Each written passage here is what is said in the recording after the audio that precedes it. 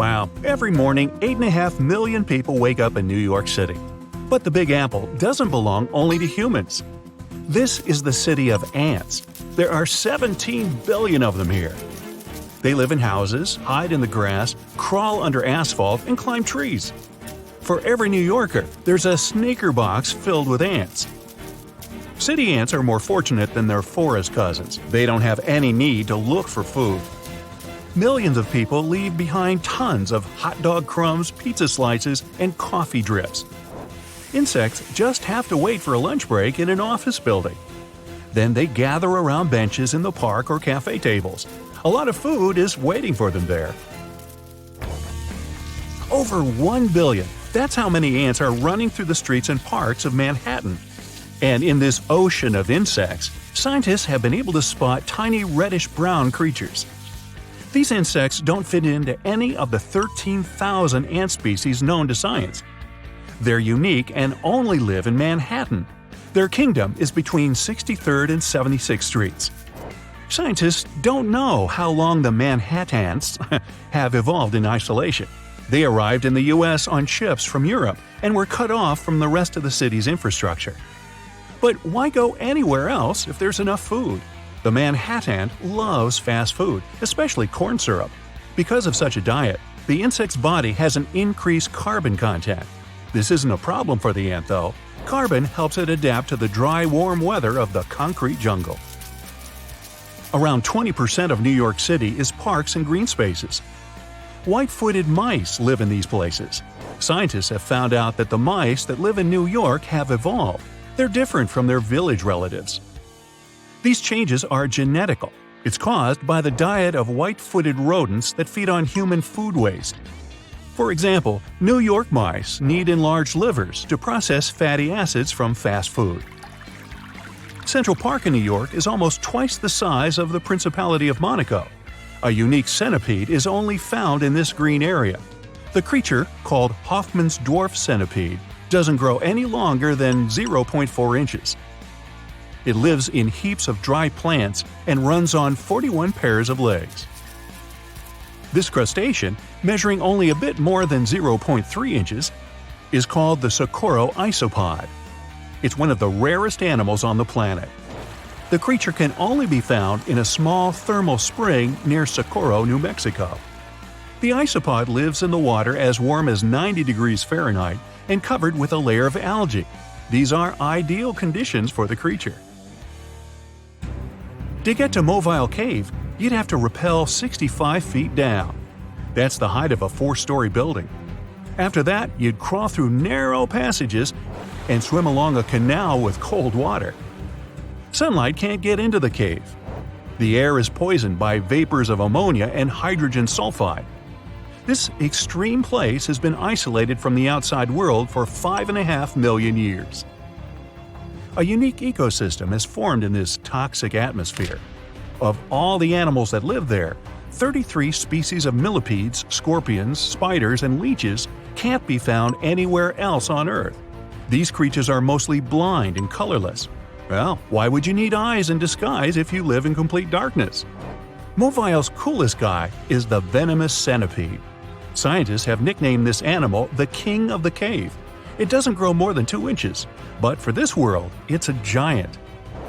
The blind salamander would feel great in the company of strange animals from Mobile, but these little monsters are separated by the ocean and thousands of miles. The Mobile Cave is located in Romania, where these beauties live only in Texas. Their home is an underground body of water in the San Marcos area. These salamanders grow to be 5 inches long. The name makes it pretty clear that the animal is blind. It does have eyes, but they're pretty much useless. This doesn't stop the salamander from being a skilled snail and shrimp hunter. It senses other animals by feeling the underwater waves they create while moving. The Scottish wildcat lives in the north of Scotland. This animal is different from domestic cats, which love sleeping on the couch. Unlike them, it's a perfect hunter. The creature is 25% larger than the average cat. It's muscular and long-legged. The wildcat's tail is blunt and fluffy, covered in black rings with a black tip on the end. The quokka is called the world's happiest animal. Just look at its smile. This fluffy animal seems to always be ready for a photo shoot. Quokkas are only found in Australia. Around 10,000 animals live on Rottnest Island and several other locations. The creature's cute smile is an evolutionary trait. An open mouth helps it breathe and regulates its body temperature. Oh, by the way, if you try to feed a quokka, you'll have to pay a fine of more than $200. This baby will feel comfortable even if you put it on your little finger. The animal lives only on the island of Madagascar. Scientists have found just 2 tiny reptiles, a male and a female. The researchers have named the nano-chameleon Brookesia nana. It's a mystery to them why it doesn't grow larger than a sunflower seed. The next animal on the list also lives only in Madagascar. Locals call this creature Ai. The unusual lemur spends most of its life in trees and leads a nocturnal lifestyle. This might explain why it looks so tired. Even though the Ai is a lemur, its teeth are like those of a rodent. Its claws resemble sloth's claws, and its body looks like that of a monkey. The animal's fingers and toes are especially frightening. They're long and thin, with pointy claws. Get equipped for any season with brand new Brightside merch. Click the link and grab your print. This is a giraffe with its trademark long neck. A zebra is grazing nearby. Black and white stripes on its body help the animal reflect sunlight during the day and keep it warm at night. But what if you combine these animals? No need, nature has done this work for you. The okapi looks like a giraffe with a short neck, horse body, and zebra stripes on its legs. The okapi has a long tongue. Males have small giraffe horns on their heads. You can only meet these unusual animals in the African rainforest. If you decide to travel around Africa afterward, you must visit the Ethiopian highlands. That's where you see unique gelada monkeys. And no, they're not named after the Italian ice cream. That's gelato. Don't mix that up. Males look like rock stars from the 70s. They're bright and have cool hair. But don't mess with these animals. They aren't too friendly. Geladas spend most of their time on the ground, and the main part of their diet is the grass they collect during the day. Scientists believe that geladas are the remaining members of an ancient gang of critters. It lived millions of years ago in vast spaces from South Africa to India. Now, imagine people the size of the Statue of Liberty living next to us. Sounds like science fiction. But for the animal world, this is reality. The world's smallest tortoise species, the speckled tortoise, doesn't grow more than 4 inches long. But the Galapagos Islands are home to giant tortoises that reach the length of 5 feet. They also weigh like a sports bike. The largest of them had an incredible weight of 1,000 pounds. The giant Galapagos tortoise lives for 100 years and sleeps 16 hours a day. Due to its slow metabolism, the animal may not eat or drink water for a whole year. Millions of years ago, lizards from South America climbed onto a log. Sea waves carried the log to the Pacific Ocean. The lizards traveled hundreds of miles and ended up on the Galapagos Islands. They had to evolve to adapt to new conditions. Scientists believe this is how the marine iguanas appeared. These unique animals look like dangerous dragons, but in fact, they feed on plants and are totally harmless.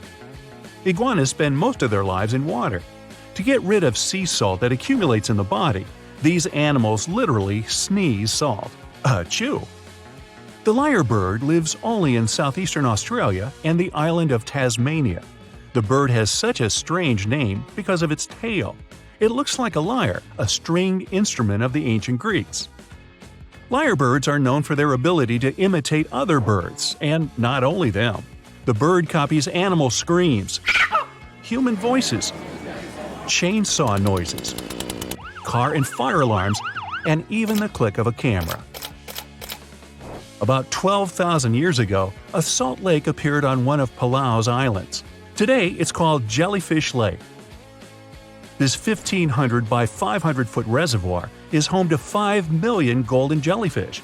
These unique creatures swim to the west shore of the lake every morning. There, jellyfish wait for the sunrise. Then, all day long, they follow the sun. Algae lives in the tissues of the jellyfish, feeding them with energy. These algae can't live without sunlight. Wow, looky here! It's New York City, the Big Apple, the city that never sleeps. Hong Kong on the Hudson, the greatest city in the world. New York, New York, the city's so nice they named it twice. Alright, I'll stop. You thought you knew this city so well, but underneath all that glitz and glamour is a facade, literally. New York is populated with some of the most iconic urban buildings in the world and home to some of the most unique and famous towers. Who would have known that New York was a front for fake buildings? And the cool thing is that there are plenty to search for. Okay, I'm adding that to my bucket list. So the question is, why do they put these fake buildings all over New York? The city is one of the most vibrant places in the world and requires many infrastructures to keep the city in motion. That means having many industrial structures and buildings in every major district. New York is charming for the design and the buildings. Imagine having industrial structures right next to your favorite pizza parlor or hot dog stand. The designers thought ahead and decided to disguise those industrial infrastructures as fake buildings. They blend with the city so well that they don't stand out. They look like your good old apartment or housing unit with a front door, real-life windows, and even charming balconies where people would hang out. The only thing is that there's nothing behind the facade and no one is allowed inside. So, where in the world can you find these fake buildings? For starters, one of the most popular fake buildings is in Brooklyn. At 58 Joralemon Street, you can find a very typical neighborhood. But between the buildings stands a brick building with a slightly deeper shade than the rest. It has bright open windows that blend in with the rest of the buildings in the neighborhood, except that they're blacked out. At first glance, you might not think of it as anything, but if you pay close attention, the building looks like a glitch from a video game. It was built in 1847, way before New York was considered glamorous. Originally, it was meant to be a regular building, but in 1908, they converted it into a fake building. Don't think you can just try to break in. Even if you could, it's pointless, because it's part of a ventilation fan for the subway. It also serves as an emergency exit for some of the surrounding buildings. Actually, throughout New York, many fake buildings exist to disguise the subway vents for the smoke to escape. All the way to 415 Bruckner Boulevard, the Bronx, this townhouse was designed by the Switzer Group, which is an interior architect company. It's not as charming as the one at 58 Joralemon Street, but it serves a similar purpose: to hide an electric substation for New York's utility company. The city needs these substations to reduce the high-voltage electricity to a lower voltage so it can be distributed locally. Having a building like this popping out of the middle of your neighborhood isn't exactly the smartest way to attract people to the Bronx.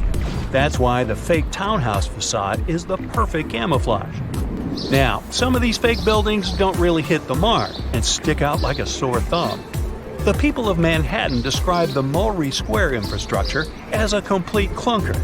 After plenty of redesigns and back to the drawing board meetings, the result is still not pretty. The locals compare it to a concrete box. They created windows without glass, which doesn't allow the building to blend in with the rest of the neighborhood. But it beats a typical subway ventilation plant either way.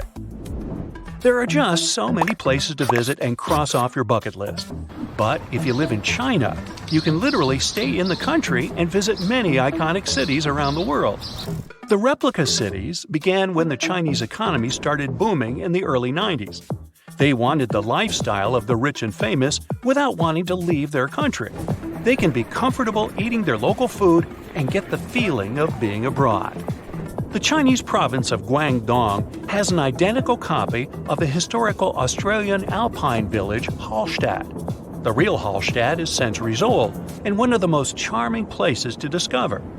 The local people of Hallstatt also had no idea that their home was being built in China. Some people thought that this was controversial, probably because it cost around $940 million to build it. Paris is undoubtedly one of the most charming cities you could ever visit. Its rich history and vibrant culture are enough to catch the first plane to go there. For residents of Tianducheng, that's something they can do anytime they want. The city is also known as Sky City and has a replica of the Eiffel Tower that looks eerily like the iconic one in Paris and built buildings to match the city's visual charm. One of the main things that will break the charm is the farmland surrounding the city. There's barely anyone there, and the streets are always empty, very un-Paris-like. Still, you can find some nice fountains and statues scattered along the streets to give it some spirit. There's laundry hung everywhere, even on the trees. The picturesque fountains are dry and many apartments are empty. Only a few stores are open for business. Even though this looks like a fake city, it's quite real. Some people live here because it's more affordable than other places. 2 hours away from this town is another version of Paris's Pont Alexandre III and a carbon copy of London's Tower Bridge, but with 4 towers instead of 2. Hey, such a bargain! You can also visit the closest thing to Italy, but this time you can go shopping. Florentia Village is an outlet mall that offers an array of shops to lose yourself. The good thing is that this was built by an Italian developer to capture the essence of an Italian village. It has fountains, canals, and mosaics for proper aesthetics. It began in 2011 and has more than 200 shops with many Italian brands and British, US, and Chinese brands as well. The place is so popular that it gets between 10,000 and 25,000 visitors per day. China also has other replica towns that put you in a mini Manhattan called the Yujiapu Financial District. The developer's goal was to make this place the financial center of the world. It was complete with the right landmarks, like the Rockefeller and Lincoln Centers, but the project was halted in 2019, leaving it mainly empty. You can find a typical English town with cobbled streets, Victorian homes, and restaurants that make Thames Town. This place was meant to recreate a European lifestyle fantasy without leaving Shanghai. China also has a Dutch town that has some elements of Amsterdam with windmills and famous canals. They even decided to copy some of the landmarks, like the Netherlands Maritime Museum. Here's a bonus story of Lebanon's thinnest building built out of a dispute. It's the story of 2 brothers who both inherited unequal plots of land. One of the brothers happened to get a very thin plot of land and couldn't help but be jealous of his brother's nice plot of land. He wasn't pleased. Both of the lands overlooked the Mediterranean Sea in a lively neighborhood of Beirut, so it's no wonder that both brothers couldn't agree on how they should develop their lands. It was obvious that the brother with the most land could build a proper building. The other brother had to improvise. He decided to obstruct his brother's property by constructing a thin building enough to only fit 14 feet at its widest and 2 feet at its most narrow. It was constructed in 1954, and the locals of the area know it as the Grudge. The crazy thing is that the place was once habitable with many visitors enjoying their stay. It's not easy to live there, but it's part of living the experience. The building is still standing, but is empty. Here's a riddle. Which U.S. city is so loved that its name should be repeated twice? You guessed it, New York, New York. But the thing is, how much of New York do we really know? I'm talking about the city that lies under the city. Dare to join me on an underground tour of the Big Apple? Then grab a flashlight. It's about to get dark. We'll start in the heart of Manhattan, in the front of the Romanesque City Hall building. Believe it or not, beneath our feet lies New York's oldest subway station, known as the Old City Hall Station. It opened in 1904 on October 27th, a night of true celebration for New Yorkers. People were so excited, some of them spent the entire night riding the trains back and forth. Before this, urban dwellers moved around in carriages pulled by horses. No wonder the subway was such a hit. You might feel like a time traveler stepping inside the Old City Hall Station. The architecture is dazzling and one of a kind. They sure don't make subway stations like this one anymore. Fun fact, the Old City Hall Station would cost $6.2 million if it was built today. Back in the day, it had dozens of brass chandeliers hanging around. It was one of the few spots in town with functioning electricity. And oh, not to mention brand new multicolored tiled arches and stained glass ceilings you can still see today. Impressive, huh? If you decide to wander down the tracks, you might be in for a treat. Underground New York is as fascinating as the city above the ground. But one thing we usually take for granted is the behind the scenes of what the Big Apple needs to function. Down here, you might see one or two of New York's pneumatic mail tubes. These tubes were built back in the 1800s, and they were operational up until the 1950s. They were responsible for distributing people's mail through different post offices. Letters flew at an impressive speed of 35 miles per hour. That's almost as fast as a professional runner. It sure sounds like a useful system. But I have to say, it feels weird imagining people's correspondence flying around 15 feet underground. Back to street level. We'll wander around fancy Lexington and Park Avenues. If you look up, you'll see the famous Waldorf Astoria 5-star hotel. Many celebrities have stayed there, including John Lennon and Yoko Ono, as well as presidents such as FDR. This is why the hotel used a secret infrastructure to sneak people inside and out. Under the building, a tunnel known as Track 61 connected the Waldorf Astoria to Grand Central Station. The track was deactivated in the late 70s, but some people say Andy Warhol threw a party there in the 80s. I bet that was something. For the next part of our visit, we'll have to take the subway uptown. We'll get off at 125th Street and find ourselves on the scenic waterfront of Riverside Park. Here, you'll find abandoned tracks of an old metro line. If you follow the tracks, you'll get to an underground graffiti gallery, aka the Freedom Tunnel. The tunnel is named after a graffiti artist from the 80s who is commonly known as Freedom. While exploring these tunnels, we'll see over 40 graffiti pieces he painted over 15 years. There are spray paints of James Dean, Mona Lisa, and even a self-portrait of Freedom himself. Moving on, let's wander around the northern part of NYC for a bit. Walking in Van Cortlandt Park will feel like hiking upstate, but believe me, you're still in the city. Along the way, you'll encounter some big ventilation towers made of stone. These towers were once part of an old New York infrastructure. They make up the remains of what used to be the Croton Aqueduct. In the 1800s, the city's water supply flowed through a 41-mile-long underground tunnel, all the way from Croton River in upstate New York to Bryant Park in Midtown Manhattan. Oh yes, and I should probably tell you that Bryant Park wasn't a park. Instead, it hosted a colossal stone structure that looked pretty much like something ancient Egyptians would build. This 4-acre structure served as the city's water reservoir. It even had a pathway on top so that people could enjoy a nice afternoon stroll while looking at the reservoir's crystalline water. Now, all this exploring might have made you hungry, but don't worry, our next stop includes a yummy treat. We'll have to leave Manhattan and make our way to Brooklyn. In case you didn't know, New York City is made of 5 boroughs: Manhattan, Queens, Bronx, Staten Island, and Brooklyn. Crown Heights, that's our stop. Would you believe me if I told you that beneath these streets lie caves full of aging cheese? How very Parisian of them. To get down there, you'll have to make your way through a century-old building that now works as an office space. Maybe wave hello to all those hardworking people and disappear in one of the stairways that will take you 30 feet below the ground. You won't need a flashlight for this one. The caves are bright and renovated and can hold up to 22,000 pounds of cheese. But hey, it might stink. That's the main reason cheesemakers decided to use underground tunnels to age cheese in the first place. After a bite or two of some delicious cheese, let's keep going. While still in Brooklyn, you might see tons of locals enjoying a sunny day in the McCarran Park pool. This pool is a huge attraction, being 3 times the size of an Olympic pool. As the NYC explorer you are becoming, you might even go for a swim.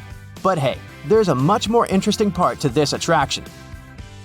The pool was built in the early 1900s, but it was shut down in the 50s. During this time, urban explorers discovered a network of underground tunnels right beneath the pool. And, of course, you can find a secret entrance and get a peek for yourself. There, you'll not only see the pool's filtration and heating system, but also a lot of graffiti from the time the site was abandoned. Neat! This question may sound weird, but have you ever seen a cow in New York? I sure haven't. Well, maybe there's a reason for that. Apparently, New York still has underground tunnels that were constructed for the transportation of cattle. Once New York started to flood with automobiles, cows became a burden for traffic. Until a 200-foot-long cow passage was built below 12th Street to transport the livestock that was ferried over from New Jersey. These days, you won't be able to visit this place in person because the tunnel was most likely destroyed. But historians found blueprints proving its existence. To add to the list, archaeologists discovered a very peculiar fossil a while back. Now imagine peeling off the layers of the city's soil. First, at 15 inches, you'll find a layer of wires. I'm talking TV cables, electricity, and all that. Digging deeper, at 4 feet, you'll see water and sewage pipes. But then, at 15 feet down under the surface of NYC, diggers have found a fossilized shipwreck. The wreck is located right under Broad Street, where there was once shallow water. They believe the wreck dates back to the 1600s. It's 92 feet long and 25 feet wide. Oh, and that's not all. At the intersection of Bowery and Canal Street, engineers stumbled upon a room with its walls and ceiling covered in mirrors. And no one has managed to explain the existence of this bizarre place yet. Our Big Apple Underground visit is coming to an end, but we sure did more than just scratch the surface on this one. Before we finish, let's enjoy the best of what NYC cuisine has to offer, a good old bagel. Who knows, maybe next time we'll do Paris or even London. See you soon, explorer!